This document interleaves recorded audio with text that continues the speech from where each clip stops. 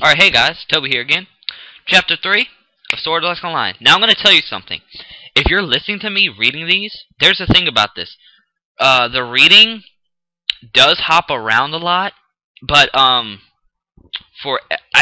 seen a pattern, because I'm all the way to chapter 10. Every second or third chapter actually keeps up with the storyline of the game. Like, you'll see in the future. If you watch the stories, like, I'm not going to spoil anything for you. Alright, like, the Clan one, right? That was in chapter 2. Part 1 was nothing about it. So it's every second chapter. So this one is basically, could be about the story. You'll just see. Let's just go.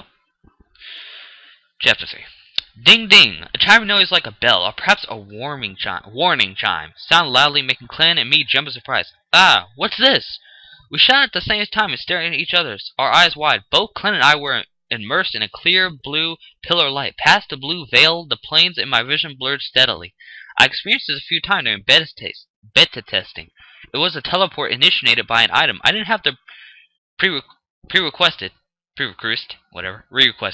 Item, nor did I shout the proper command.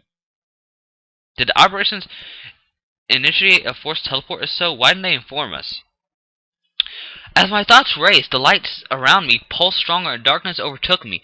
As the light faded, my surroundings became clear again. However, this wasn't the sunset-lit plain anymore. A large road paved with stone, medieval streets surrounded by street lamps, and huge palace radiating a dark light a fair distance away, up ahead. This was the starting point, the central plaza of the starting city. I looked at Clan, who had his mouth wide open next to me, then at the bustling of the crowd of people surrounding the two of us. Look at the bunch of stunningly beautiful people with a variety of equipment and different hair colors. There were no doubt other players like me. There were about a few thousand, 10,000 people here. It was like that everyone who was logged on right now had been forcibly transported to the central plaza. For a few seconds, everyone just looked around without speaking. Then a few mumbles and mutters could be heard here and there. It started to get louder. What's happening? Can we log out now? Can they take care of it quickly? Comments like this could be heard of them from time to time. As the players get more and more annoyed, shouts like this, "Is this a joke?" and "Get the hell out of here," GMs could be heard. Then suddenly somebody raised his voice above all the comments and shouted, "Ah, look up!" Clint and I almost automatically turned our eyes upward. A strange sight greeted us. As above the second floor, 100 meters above us, was checkered in red. When I looked closely, I could see the pattern that was made up of two phases crisscrossing each other. The words "warning" and system announcement written in red. I was surprised for a moment, but then I thought, oh, the operator is going to be informing us now, and the tension in my shoulders eased a bit. The chatter died down in the plaza, and you could feel everyone waiting to hear what was going to be said. However, what happened next wasn't what I expected. From the middle of the pattern, a liquid that looked like a blood started oozing down slowly. It came down at a rate that most emphasized how viscous whatever it was, but it didn't fall all the way down. Instead, it started congealing into a shape. What appeared was a 20-meter tall figure with a hooded robe draped around it. No, that wasn't exactly right. From where we were looking, we could easily see into the hood. There was no face. It was absolutely empty. We could clearly see the inner cloth and the green embroidery inside of the hood. It was the same inside the robe. All we could see inside were edges and shadows.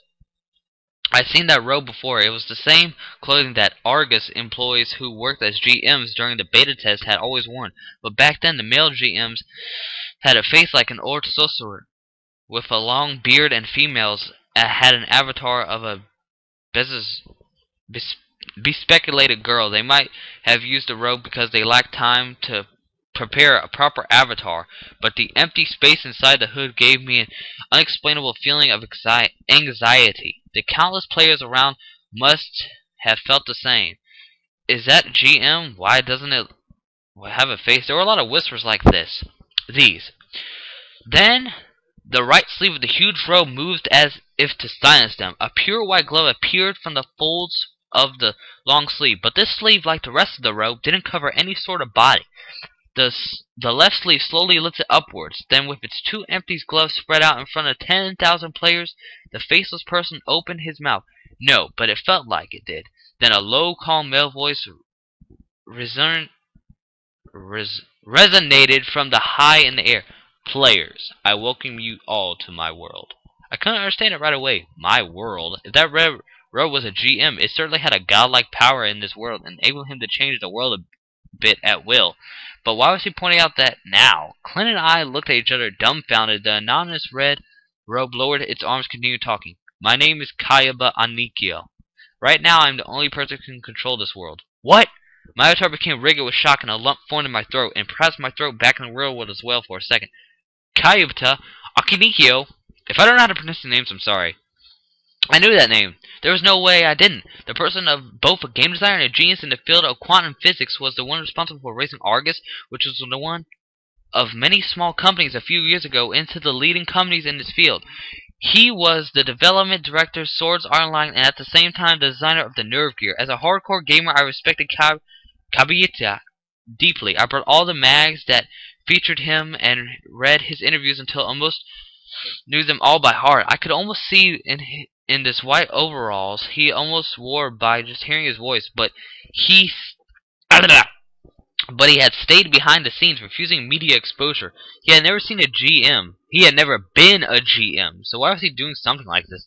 I forced my mind to start moving again, trying to make sense of all the situation, but the words came out in an empty hood, almost seemed to mock my efforts to understand.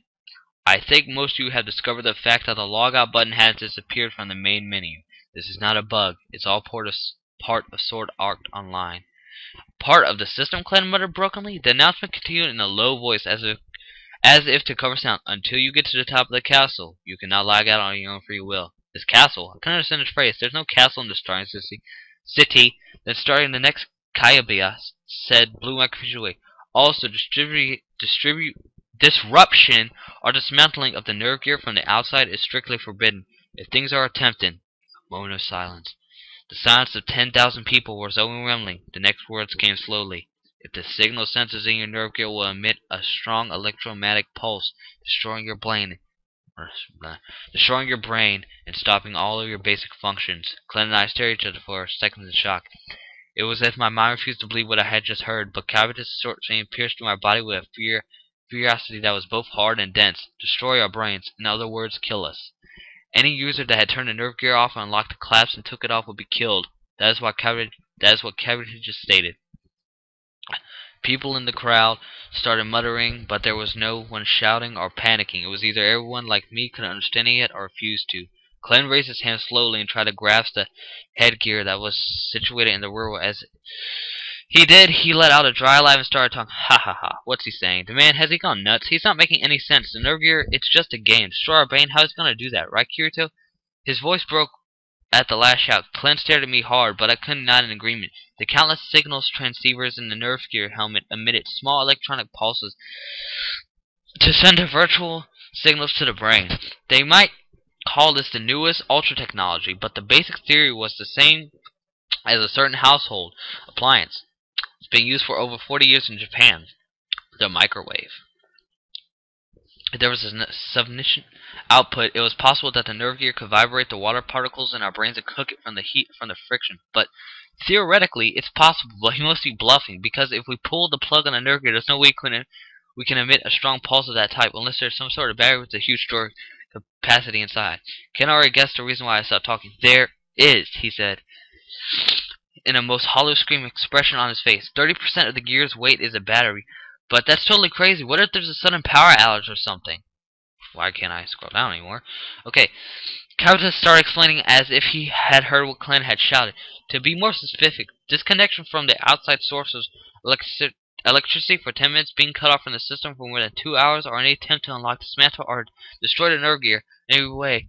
These conditions are met, the brain destruction sequence will start. These conditions will be made known to the government and the public through mass media and the outside world. On that note, there have been several cases where the relatives or friends ignored the warnings and tried forcefully to remove the nerve gear. The result? The metallic voice took a short breath here. Regretfully, 213 players have already exited the game in the real world forever. A long, thin scream heard, but most of the players couldn't or refused to believe what they had been told. Just stood there, slack-jawed or with weary smiles on their faces.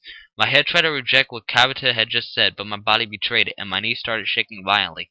I fumbled back a few paces, and on my weak knee I managed to get myself up. From falling, Clint had fallen on his backside, his expression lifeless. 23 players have already. The phrase repeated over and over again in my head. What Kabata said was true. Over 200 people have already died. Among them there had been beta testers like me. I might have even known some of the character names and avatars. Those people, oh, these people had their brains burnt and died. Is that what Kabata was saying? Don't believe it. I don't believe it. Clem was sitting on the ground, started saying in a strained voice, "He's just trying to scare us. How would he do such a thing? Stop kidding around and let us out. We don't have time to play along with your sick opening ceremony." Yeah, this is all this is, an opening ceremony show, right? Inside my head, I was screaming the same thing, but it's as if my dispel our hopes. Kaibata's business-like voice for soon explanation. Players, there is no need to worry about the bodies you left on the other side. At this moment, all TV, radio, and internet media are repeatedly reporting this situation, including the fact there have been numerous deaths. The danger of having your nerve get taken off has already disappeared. In a moment, using 2 hours, I provide all of you be transported to hospitals or similar institutes to be given the best treatment so you can relax and concentrate on beating the game. Alright, that's where I'm leaving this at for now, guys. I'm going to get back to it. Peace out. Subscribe, rate, peace.